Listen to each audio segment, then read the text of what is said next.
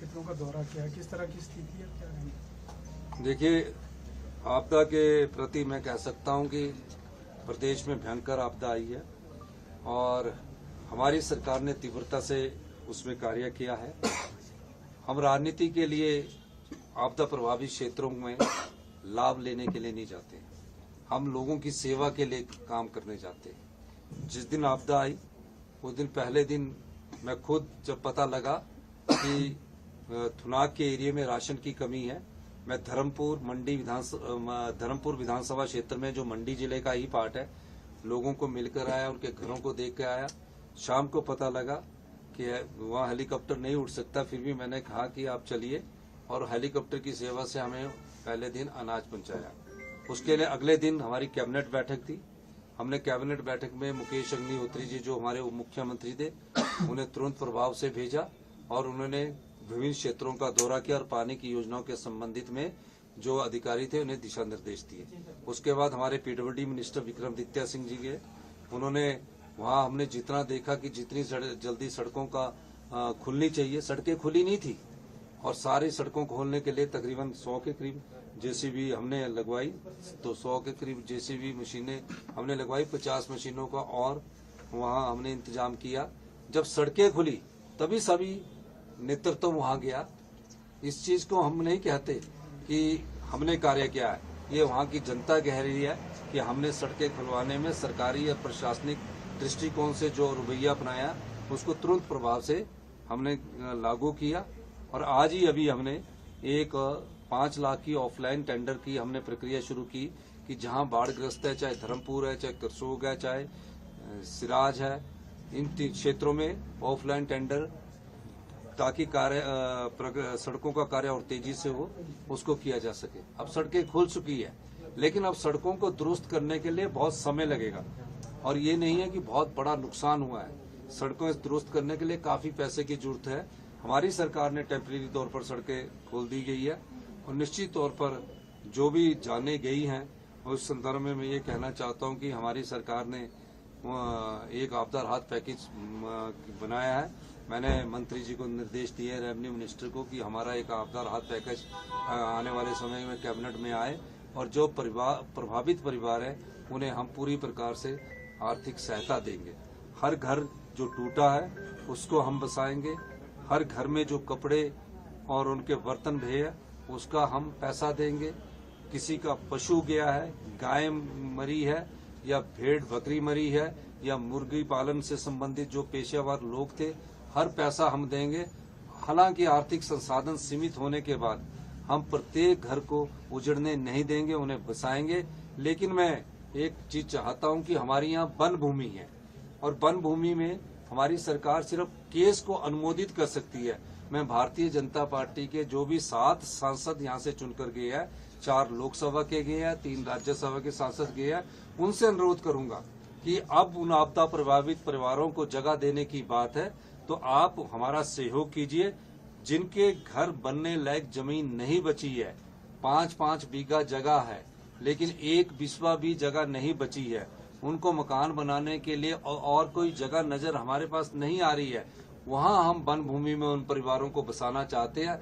सिर्फ मदद ये चाहते हैं कि सातों एमपी हमारे प्रधानमंत्री जी से मिले, होम मिनिस्टर से मिले और वन भूमि में हमें केंद्र, हमारे जो पीड़ित परिवार 2023-24 के भी आपदा प्रभावित परिवार है और जो अभी के आपदा प्रभावित परिवार है, उन लोगों को जमीन दिलाने में मदद करें। हम उन घरों को, अगर वो जमीन दिलाते हैं तो हम उन घरों को बसाने का पूरा कार्य करेंगे। सर, ये आपदाएं जो आ रही है लगातार, वो खड्डों के किनारे छोटी छोटी जो नदियां है उसके आसपास जो कंस्ट्रक्शन होती है वहां पर नुकसान होता है, मकानों को लोग रह जाते हैं। उसके लिए सरकार कोई पॉलिसी फ्यूचर में बनाएगी कि देखिए, इस मामले को बड़ी गंभीरता से विचार किया गया और इसमें सरकार विचार रखती है। सभी स्टेक होल्डर से बात करने के बाद हम इसमें कानून भी बनाना चाहते हैं, इसमें कोई दो राय नहीं है।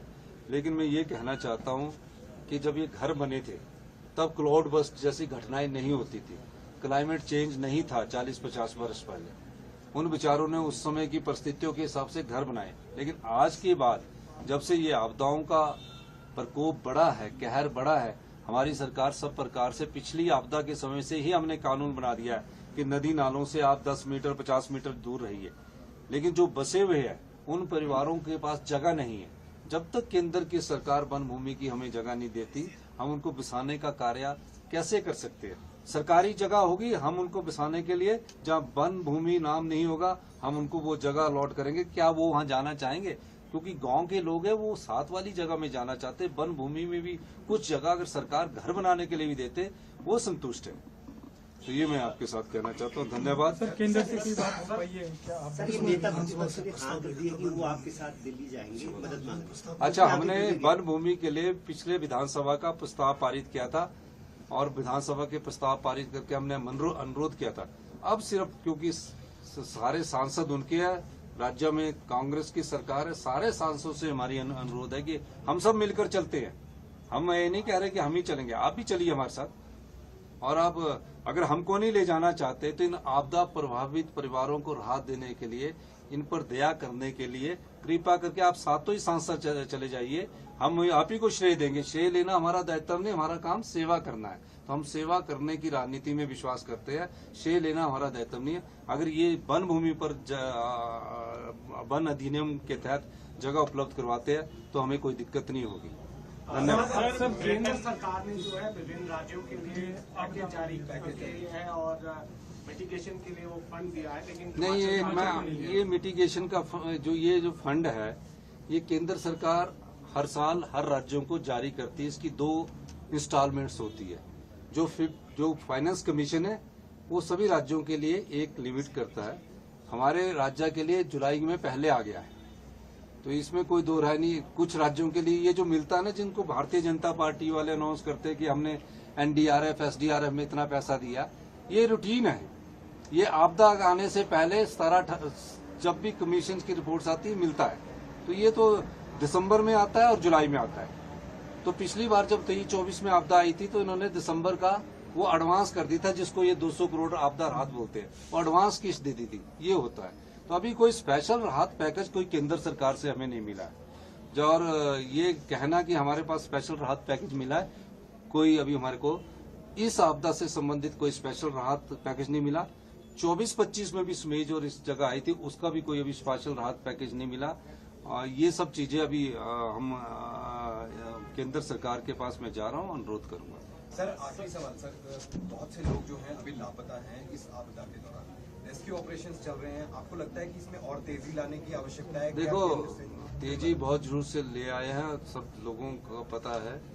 अब मिसिंग की डेफिनेशंस में हमने डिफाइन किया है। हमने एक और नियम चेंज किया था मिसिंग की डेफिनेशन का। अभी डिप्टी कमिश्नर उसकी रिपोर्ट सबमिट करेंगे।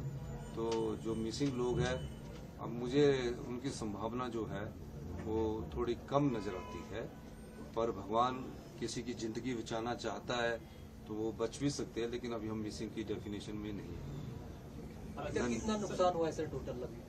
अभी तक 800 करोड़ के करीब का नुकसान है, क्योंकि नुकसान ना पूरी राज्य से आता है, अपलोड होता है। तो 800 करोड़ के करीब का नुकसान हो गया।